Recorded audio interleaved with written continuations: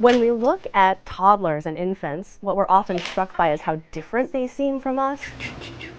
They certainly can't say as much about the world. But one of the things that our lab is finding is that toddlers and even infants actually see the world in really similar ways to the ways adults do.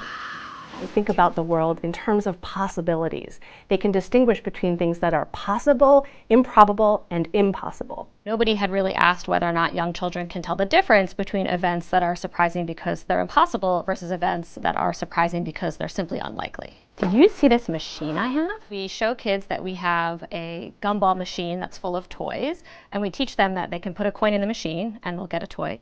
Okay, now remember, when we put this coin in right here, just one toy will come out, and we don't know which toy it will be. What's the name? The machine contains half of it is purple toys and half of it is pink toys, and so they get a pink toy out of the machine. Look at this. And that should not be surprising at all. Nothing in there yet, right?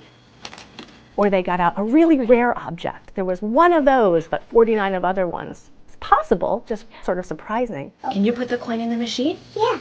Or, critically, they put a coin into the machine and got out a toy that they saw was never in there to begin with. All of those cases, we then taught kids a novel word for the object. This is a blick. And we measured how well they learned that new word. When the pink toy appears out of nowhere, as if by magic, kids are driven to explain that event. They're driven to learn more information about it. They're curious about it. There's some purple and some pink, and that's all that's in there. What we found was that they actually don't learn from the unlikely, improbable events. Which one is the blick?